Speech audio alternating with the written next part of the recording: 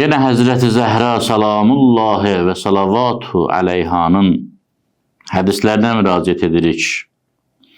Dəlailül İmamə və Kənzül Umma kitabında cild 7 səhifə 225 buyurur.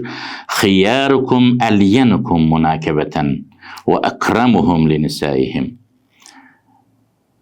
Buyurur, ey insanlar, sizin ən mötəbər, seçilmiş, möhtərəm olanınız, yəni siz insanlar arasında Allah tərəfindən ən çox seçilmiş, ən çox bəyənilən insanlar, insanlarla münasibətdə yumşaq, mülayim, mehriban, hövsələli, təmkinli, səbirli, hörmətlə münasibət bəsləyəndir.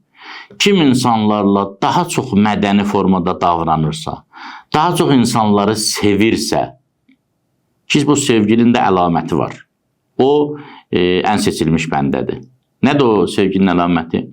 1. İnsanları aldatmayacaqsan. 2.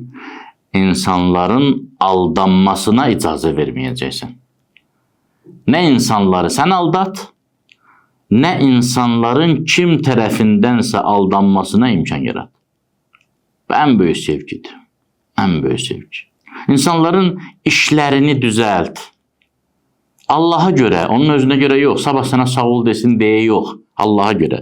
Və əkrəmuhum linisəyihim. Buyurur, siz kişilərin ən yaxşısı xanımlarına qarşı daha çox kəramətlə davranan insandır.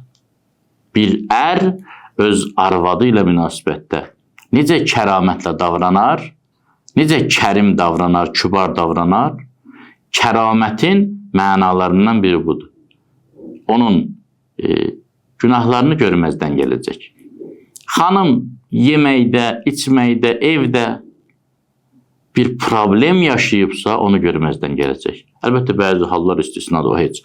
Amma ümumiyyətlə, məişət tipli, məişətlə əlaqədar işlərdə ailə başçısı gərək bir çox məsələləri görməzdən gəlsin. Bu, onun kərimliyidir və Həzrəti Zəhra salamullahi aleyha, yəni razılığı Allahın razılığı, qəzəbi Allahın qəzəbi olan o uca məqamlı xanım buyurur ki, sizin ən seçilmişiniz insanlarla daha çox mehriban olanınız və sizin ən alicənabınız, Allah yanında ən çox əziz olanınız öz xanımına qarşı daha çox kəramətlə davranandır. Yəni, onun eyiblərini görməzdən gələn.